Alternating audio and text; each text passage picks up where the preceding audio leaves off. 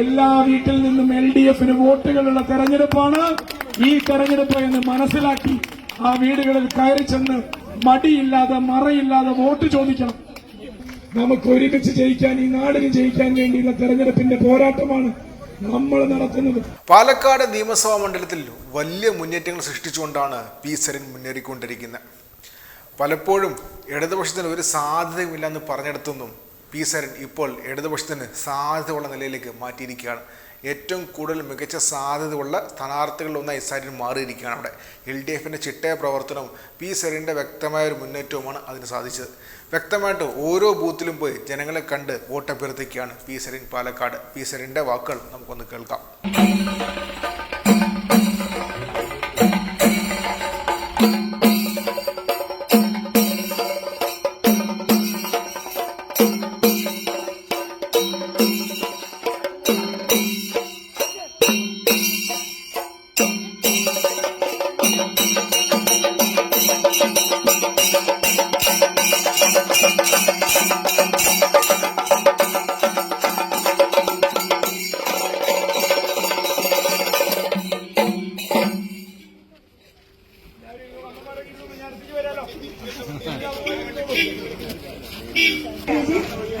കർഷക തൊഴിലാളി കമല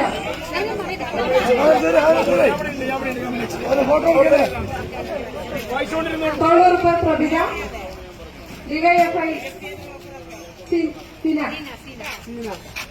ബാലസംഘം സിലാൻ ശ്രീയേഷ് കർഷക സംഘം ഹബി KCB CHU Satheesh CPM Parappara branch Sivaraman സാറാണ്.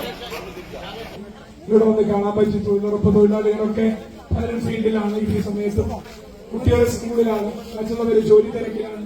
4 മണി എന്നുള്ളൊരു സമയം പറയുമ്പോൾ നമുക്ക് ആ സൗകര്യങ്ങൾ ഒക്കെ ഇല്ലാഞ്ഞിട്ട് പോലും ഒരു പ്രദേശത്ത് 12 ആളുകൾ ഒരുമിച്ച് ചേർന്ന് നിന്നാണ് ഒരു ബൂത്തിന്റെ സ്വീകരണം ഒരുക്കുന്നത്. അതിന്റെ അർത്ഥം എന്താണെന്ന് വെച്ചാൽ ഇത്രയും ആളുകൾ ചേർന്ന് കഴിഞ്ഞ 4 ആഴ്ചക്കാലമായി തെരഞ്ഞെടുപ്പ് പ്രവർത്തനത്തിന് മുന്നിട്ട് നിന്നുകൊണ്ട് കാര്യങ്ങൾ ചെയ്യുന്നു. ഇനി ഒരാഴ്ചയും കൂടി കഴിഞ്ഞാൽ വോട്ടെടുപ്പ് കഴിയും. അടുത്ത ബുധനാഴ്ച ഈ നേരത്ത് നമ്മളിൽ മിക്കവാറും പേരെല്ലാം വോട്ട് ചെയ്തിട്ടുണ്ടാവും. കുറച്ചു പേര് ക്യൂ നിൽക്കുകയായിരിക്കും. 6 മണിയാകുമ്പോഴേക്കും വോട്ടിംഗ് അവസാനിക്കും. ഇന്ന് നടക്കേണ്ട തെരഞ്ഞെടുപ്പായിരുന്നു, പക്ഷെ കൽപ്പാത്തിയില് പേര് നടക്കുന്നത് കാരണം, രഥോത്സവം നടക്കുന്ന കാരണം അത് മാറ്റിവെച്ച് നമുക്ക് ഒരാഴ്ചയും കൂടി സമയം കിട്ടിയിരിക്കുകയാണ്. ആ സമയം കിട്ടിയിരിക്കുന്നത് എന്തിനാ? നമ്മളെ സംബന്ധിച്ചിടത്തോളം ആ സമയം എന്തിനാ നമ്മൾ ഉപയോഗപ്പെടുത്തേണ്ടത്? കൂടുതൽ ആളുകളിലേക്ക് നമ്മുടെ ശരി വിളിച്ചു പറഞ്ഞ് എത്തിക്കാനാണ് ആ സമയം. ഈ ബൂത്തിനെ സംബന്ധിച്ചിടത്തോളം, ഈ ബൂത്തിന്റെ ബൂത്ത് സെക്രട്ടറിയാരാ ഉണ്ടോ? എത്ര വോട്ടുണ്ട് നമ്മുടെ ഈ ബൂത്തിൽ? 1416 1416 വോട്ടുകളിലേക്ക് നമുക്ക് നമ്മുടെ ചിഹ്നം നേരിട്ട് പറഞ്ഞ് നമ്മുടെ രാഷ്ട്രീയം, നമ്മൾ എന്തുകൊണ്ട് ജയിക്കണം എന്നുള്ളത്, നമ്മൾ ജയിച്ചാൽ ഉണ്ടാകുന്ന നല്ലതിനെ പറ്റി, നമുക്ക് മാത്രം ചെയ്യാവുന്ന നന്മയെ പറ്റി, മറ്റ് 2 കൂട്ടരും കാണിക്കുന്ന തോന്നിവാസങ്ങളെ പറ്റി, അവരുടെ ശരികേടുകളെ പറ്റിയൊക്കെ എത്ര പേരിലേക്ക് നേരിട്ട് പറഞ്ഞെത്തിക്കാൻ സാധിച്ചിട്ടുണ്ടാവും?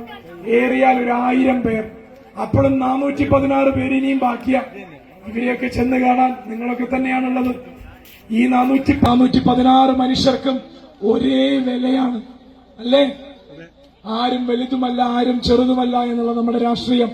അമ്മമാരെ പോലെ തന്നെ ചെറുപ്പക്കാരെ പോലെ തന്നെ മുതിർന്ന സ്ത്രീകളും എല്ലാവരെയും ചെന്ന് കാണാനുള്ള ഒരാഴ്ച കൂടി, 6 ദിവസം കൂടിയാണ് ഇനി ആകെ ബാക്കിയുള്ളത്.